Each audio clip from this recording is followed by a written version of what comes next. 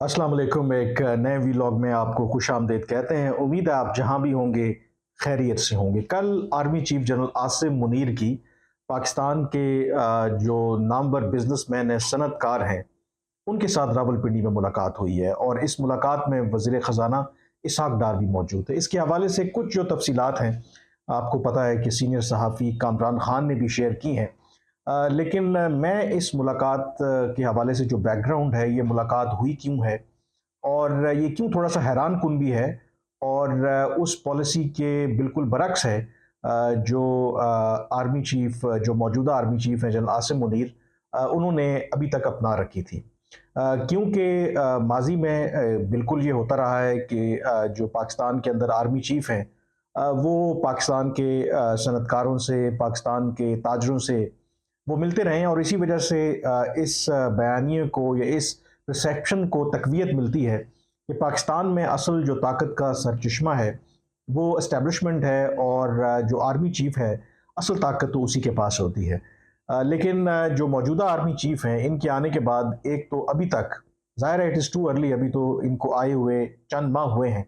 और कुछ भी कहना मेरे ख़्याल में कबल अज़ वक़्त है। लेकिन कुछ चीज़ें जो उन्होंने की, एक तो ये लो की रहे हैं। बहुत सी ऐसी मुलाकातें, बहुत सी ऐसी बातें जो माज़ी में जो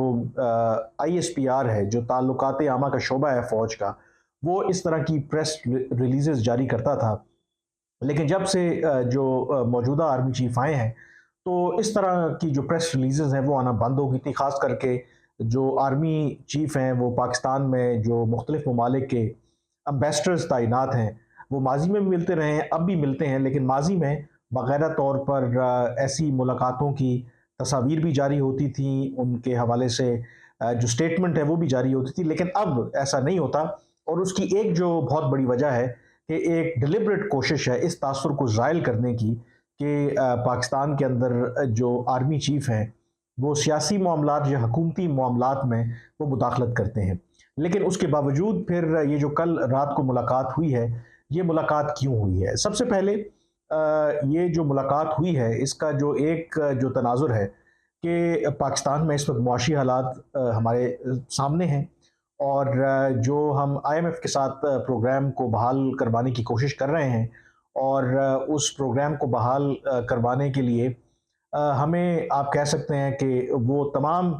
शराइत जो माज़ी में हम मानने से इनकारी थे, अब हमें वो शराइत माननी पड़ रही हैं और उसमें अगर आप देखें बिजली की कीमतों में इज़ाफ़ा, गैस की कीमतों में इज़ाफ़ा,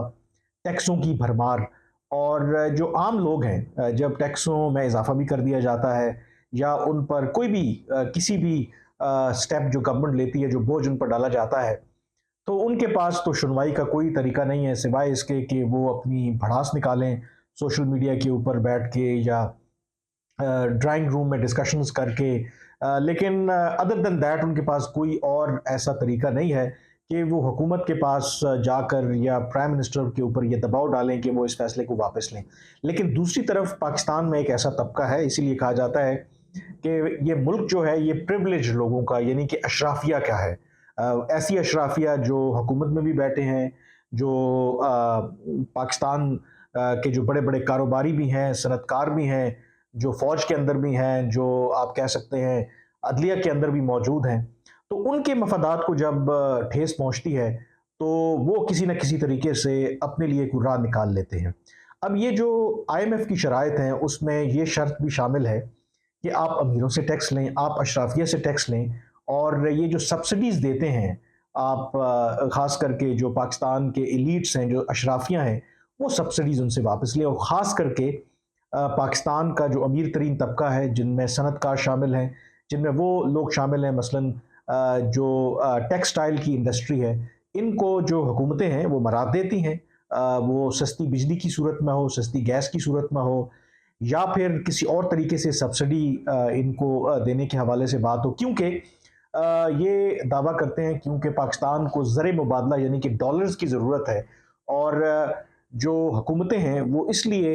इनको इस तरह की मराद देती हैं कि पाकिस्तान की बरामदात में इजाफ़ा हो। पाकिस्तान की बरामदात में इजाफ़ा होगा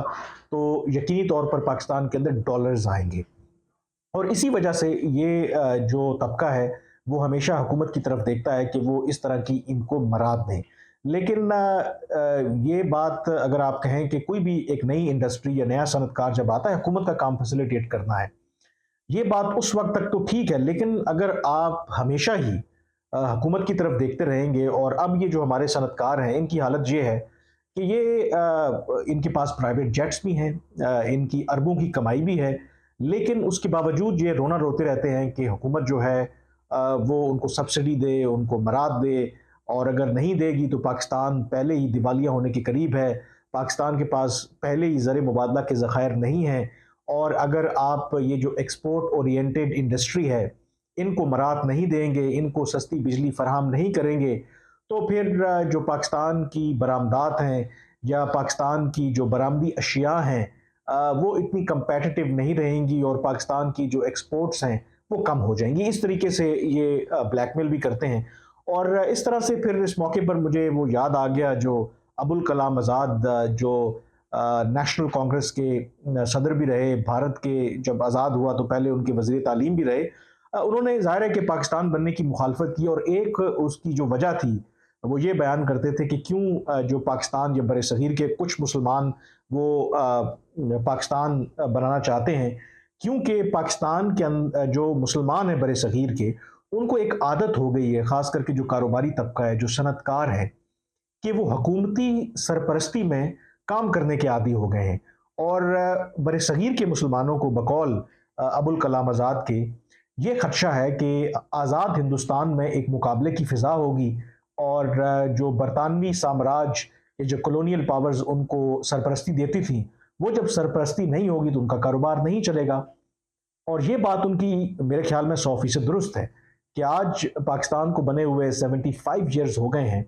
तो पाकिस्तान का ये जो अमीर तरीन तबका है, ये जो सनतकार है, ये बड़े-बड़े जो कारोबारी हज़रात हैं, ये आज भी हुकूमती सरपरस्ती में ये काम करना चाहते हैं। तो आज ये जो ज़ाहिर है जो बिज़नेस कम्युनिटी की जो उनके जो लीडर्स हैं, उनकी जो मुलाकात आर्मी चीफ से हुई, उसकी वजह ये है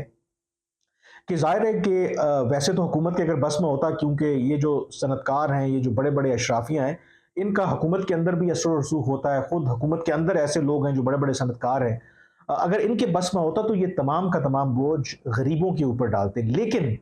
प्रॉब्लम ये है कि हालात हमारे इतने ख़राब हो गए हैं मईशत के कि चारा नहीं है, ना करते हुए भी इनको सब्सिडी विथड्रॉ करनी पड़ी। जो मिनी बजट भी आया, जिसमें ये सस्ती बिजली फराहम करते थे, ख़ास करके जो टेक्सटाइल का शोबा था और बाकी सनतकारों को, क्योंकि बिजली की कीमतों में तो IMF ने कहा है कि आप इजाफ़ा करें और डोमेस्टिक यूज़र हो या कमर्शियल यूज़र हो या जो इंडस्ट्रियल यूज़र हो, उसमें इजाफ़ा करें। तो जो सब्सिडी विथड्रॉ की, उसके बाद हमने देखा कि बड़े-बड़े इश्तिहार इन सनतकारों ने करोड़ों रुपए लगा के तमाम अखबारात में दिए कि कैसे ये जो सब्सिडी विथड्रॉ की है और ये जो बिजली महंगी की है, इससे पाकिस्तान की बरामदात में मज़ीद कमी होगी, इससे जो पाकिस्तान में बेरोज़गारी होगी, इससे पाकिस्तान की जो इंडस्ट्री है वो तबाह हो जाएगी। तो ये जो बैकग्राउंड था, ज़ाहिर है कि गवर्नमेंट तो मजबूर है और गवर्नमेंट कह रही है कि जी हमारे पास और कोई चारा नहीं है। और माज़ी में क्योंकि हमारी आदतें ख़राब हैं, जो हमारे बड़े-बड़े सनतकार हैं, इंडस्ट्रियलिस्ट हैं, ये यही समझते हैं कि पाकिस्तान में जो असल ताकत है वो आर्मी चीफ के पास है। माज़ी में भी जब भी इन बड़े-बड़े सनतकारों को जब भी कोई हुकूमत से शिकवा रहा, कोई प्रॉब्लम आई, तो उन्होंने राब्ता किया GHQ से, उन्होंने राब्ता किया आर्मी चीफ से, ताकि वो दबाव डालें या किसी किस्म की आप कह सकते हैं कि गुड ऑफिसेज़ इस्तेमाल करें कि जो फ़ैसले उन सनतकारों के ख़िलाफ़ है, उन फ़ैसलों को वापस लिया जाए। अब इस तनाज़ुर में ये जो मेरे पास मालूमात हैं कि जब हुकूमत IMF की शराइत पर अमल दरामद कर रही थी, इस तरह की सब्सिडीज़ विथड्रॉ कर रही थी, तो जो पाकिस्तान में अशराफिया है, जो सनतकार हैं, जो इंडस्ट्रियलिस्ट हैं, वो हुकूमत पर ये दबाव डाल रहे थे कि आप ऐसा काम ना करें। जब हुकूमत की तरफ से उनको कोई खातिर ख़्वाह जवाब नहीं मिला, तो वो कोशिश कर रहे थे कि आर्मी चीफ को इसमें इन्वॉल्व करने के लिए। और जो मेरी मालूमात है कि काफ़ी दिनों तक तो जो आर्मी चीफ हैं और GHQ ने उनको इनकरेज नहीं किया। उन्होंने यही कहा है कि आप ये जो तमाम मामलात हैं, वो हुकूमत वक़्त से इस बारे में बात करें क्योंकि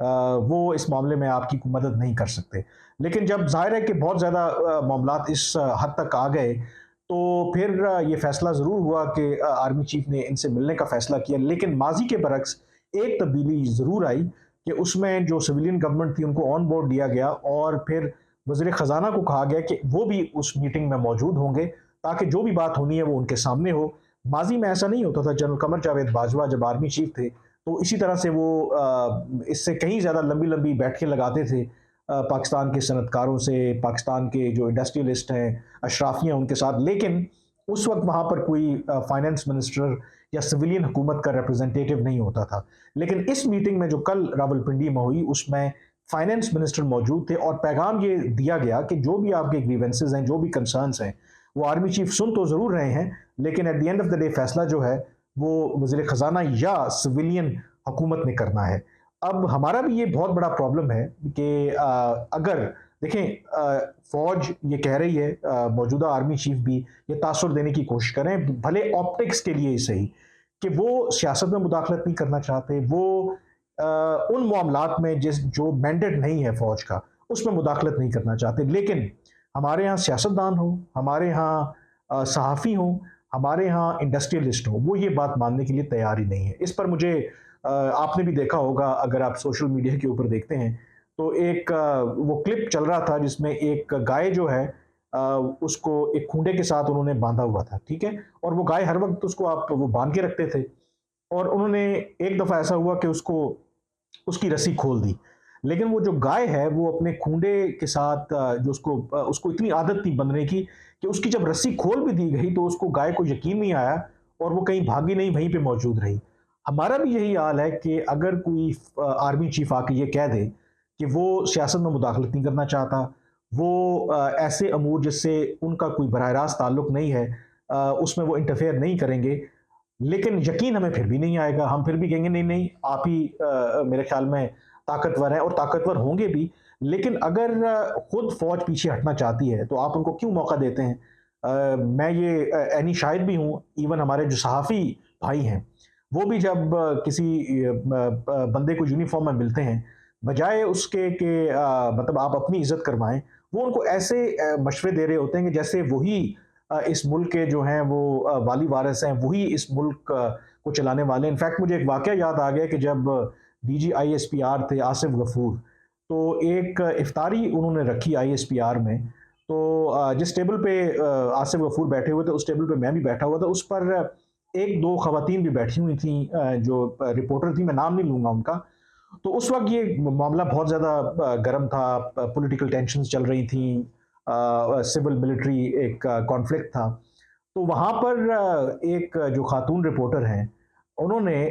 आसिफ गफूर से वो ये कह रहे हैं, मेजर जनरल थे उस वक्त, कि फ़ौज ये क्यों नहीं एक्शन लेती नवाज शरीफ के खिलाफ? देखें इनके खिलाफ इतने करप्शन के इल्ज़ामात हैं और पूरी दुनिया में ये बदनामी का बायस बन रहे हैं, तो फ़ौज इस हवाले से क्यों नहीं कोई कार्रवाई करती? मतलब हमारा माइंड सेट ये है कि हम एक समझते हैं कि 21 ग्रेड का एक अफसर है, उसने वर्दी पहनी है और उसको हम ये कह रहे हैं, एक जो इलेक्टेड प्राइम मिनिस्टर है, बेशक वो हो सकता है करप्ट हो, लेकिन उसको हटाने का, उसको लगाने का तरीका तो ये है कि आप इंतखाबात के ज़रिए कराएं। लेकिन हमारा माइंड सेट ये है कि शायद करते सारा कुछ यही है, करते भी होंगे, लेकिन जब हम अपनी खुद इज्जत नहीं करवाना चाहते तो फिर हमारी इज्जत कौन करेगा? यही माइंड सेट ये जो बिजनेस कम्युनिटी के लोग मिले हैं, इनका माइंड सेट यही है कि जितनी मर्जी एश्योरेंसेस वो वज़ीर आज़म दे दें, वो फाइनेंस मिनिस्टर दे दें, उनको ये लगता है कि आर्मी चीफ को इन्वॉल्व करना ज़रूरी है क्योंकि असल ताकत तो उन्हीं के पास है। अब अगर वो इन्वॉल्व नहीं होना चाहते तो आप ना ऐसा हो, क्योंकि इसकी एक मिसाल मैं आपको ये भी देता हूँ कि जब भी पाकिस्तान के अंदर आर्मी चीफ की तब्दीली होती है, पाकिस्तान में एक ऐसा ग्रोह है कि उसमें इकोनॉमिस्ट भी हैं, उसमें बहुत से ऐसे टेक्नोक्रेट्स भी हैं जो हमेशा तैयार रहते हैं जो जमहूरियत के खिलाफ हैं प्रेजेंटेशन देने के लिए। और मैं कुछ ऐसे एक दो लोगों को जानता हूं कि जब आसिम मुनीर आर्मी चीफ बने तो कुछ लोगों ने उस वक्त आर्मी चीफ से मुलाकात करने की कोशिश की, उनको वो प्रेजेंटेशन देना चाहते थे कि पाकिस्तान में एक लॉन्ग टर्म टेक्नोक्रेट गवर्नमेंट लाई जाए, और वो कहते थे कि हमने पूरा एक प्रेजेंटेशन तैयार कर रखी है, पूरा एक रोड मैप है हमारे पास कि पाकिस्तान को इस मुश्किल मुआशी सूरत हाल से कैसे निकालना है। लेकिन जो मेरी मालूमात हैं कि वो जो भी साहिबान थे, इकोनॉमिस्ट थे, उनको जीएचक्यू की तरफ से लिफ्ट नहीं करवाएगी। उनको यही एडवाइस किया गया कि आर्मी चीफ इसमें दिलचस्पी नहीं रखते, ना ही ये उनका मैंडेट है। लेकिन अब ये जो मुलाकात हुई है ये जाहिर है कि उसी सूरत में हुई है कि जब ये जो बिज़नेस कम्युनिटी है, ये जो हुकूमती दिलासे हैं, ये यकीन दहानियाँ हैं, उनको मान नहीं रही और इसलिए ये मुलाकात उनको करनी पड़ी। लेकिन चेंज ये था माज़ी के मुकाबले में कि उसमें फाइनेंस मिनिस्टर को बिठाया गया ताकि जो भी बात हो वो उनके सामने हो, कोई उनके